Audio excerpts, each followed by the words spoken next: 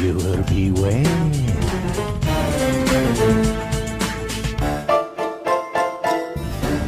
Who's a good little baby? Hey, welcome back to Viewer Beware, the only show where we go over each and every episode of the original Goosebumps TV series, and today we are watching Strained Peas. Get out of here. Get out of here, man. And today's a very special episode because it's critically the lowest rated episode of Goosebumps ever. Try not to get too excited. I can't help it, because out of all of the bad episodes of the bunch we watched, people for the past 30 years looked at this episode and were just like, it stinks. This is like the Fly episode of Breaking Bad, or like the episodes of The Office where Nellie shows up. Or the last episode of this show. You didn't like the last Dummy episode?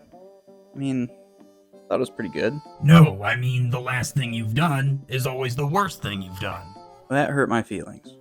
But anyway, Strained Peas is the story of a kid that's excited for a little sister, but when the baby comes around, things aren't what they seem.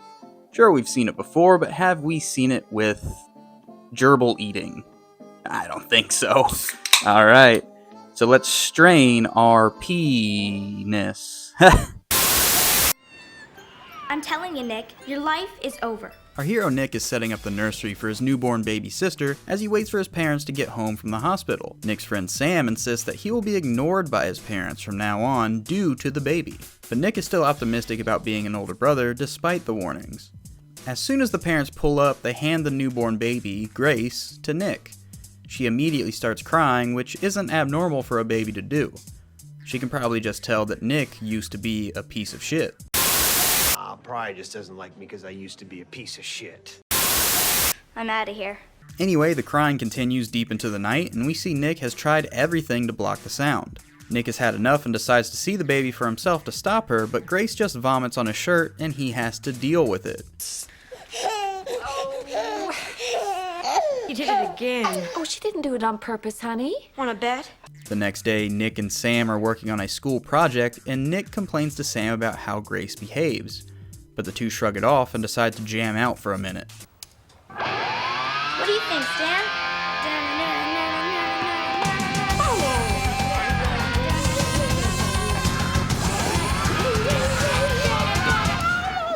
Would you give me a break, you two? I just got Grace to sleep. So Nick is just kinda stupid, and doesn't know how babies work.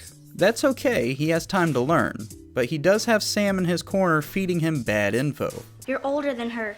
You always will be. That's true. Nick notices that Grace spelled out an odd message in her crib, but when he has Sam check it out, the blocks are all messed up. Pretty strange, but it could just be the lack of sleep catching up with him. That night, Nick hears the kitchen being ransacked and goes down to investigate, landing in a pile of discarded food on the floor. As Nick looks around, he notices Grace all alone in the living room watching TV, so naturally, he starts screaming at her. Give it to me! Give it! Let go! Your history, big brother. Okay, that's a little more strange, but I guess that's not the scariest thing in the world. The next day, Nick complains more to Sam about Grace, and she doesn't believe what she's hearing. Maybe you were sleepwalking or something. Ha! There, you see? This proves it. Nick runs into the nursery to interrogate the baby. Soon I'll be the only one. Ha! You talked, and now I have the proof I need. Gotcha now, babe. Now you're the one who's history.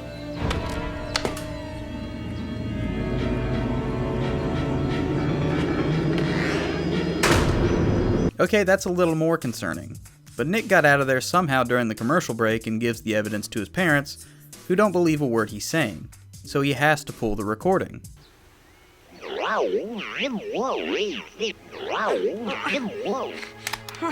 Having failed, Nick runs to his room to regroup when he notices something is amiss. She ate my math book! Now the baby's just being petty. So Nick runs to the nursery to accuse her once more, but she just bites him. Nick really can't win, and he's not smart enough to outwit a child. Because of his erratic behavior, Nick's parents try to send the boy off to live with his grandparents for a while, until he gets over his fear of this new baby. But as they're about to make their decision final, the parents get a call from the doctor saying they were sent home with the wrong baby.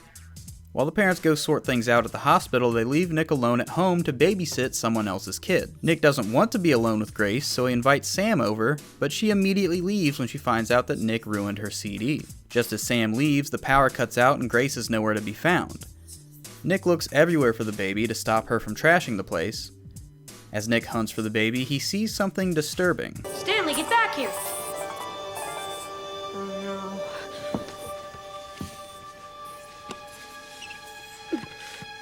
I know you're in here. You ate my gerbil. So this baby eats rodents and destroys furniture. Having enough of the baby's shit, Nick just snatches the baby, but as soon as he does this, the parents arrive home. Nick also wriggles out of this one during the commercial break and calmly explains what happened to his parents, who now totally believe him because that's not their baby. The family waits for the other family to arrive at their house to swap the babies out, which is done by their chauffeur. Hello. Baby. Very weird, but Nick's family now has the correct baby, and rename her Chloe. Which is strange because if the hospital just swapped the babies, it's not like the other baby's name was actually Grace anyway, so there's not really a reason for a new name. But anyway, the babies are now with their correct families. Ah, look, darling, she's just like So me. cute. She has got your eyes. Hey, baby Chloe. I'm Big Brother Nicholas. Cut that baby talk and give me some food. None of that mushy junk. So that's the story. Nick got a new baby sister, and nothing really got damaged or harmed in any way. And, story over. But to be fair, the looming threat did get severely nerfed in the adaptation, and it left us with nothing but a paranoid kid, some tossed around furniture, and kind of a lame conclusion. Strained Peas was adapted from a short story in Tales to Give You Goosebumps that had a much better take on the whole evil baby thing. See, in that story, the baby had a mark of evil that Nick had seen in an Iron Man comic book earlier before that immediately tipped him off that this is a bad news baby. As we all know, people with deformities and birthmarks are more inclined to evil. Well, I don't know about that, but I do know that in the story, the baby did not have telekinesis or the ability to talk. She just had color-changing eyes, did kind of weird things, ate homework, and eventually tried to stab Nick with a pair of scissors. That bit of violence had to be kind of cut out. So they had to make up for, what makes this baby evil by giving her mind powers and gerbil eating and monster parents, because in the story she just has a single mother. Another pretty big change is that in the end of the episode, the new baby that's supposed to be there still talks, but she just kind of wisecracks about not getting bad food.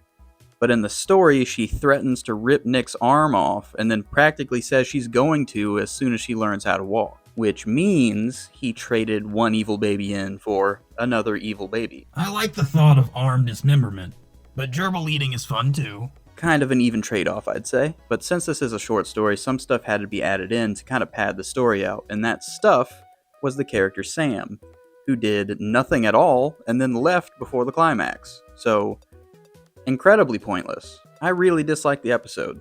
I'm just gonna say it. They cut out a lot of stuff. They even cut out the part in the story where the baby eats the strained peas.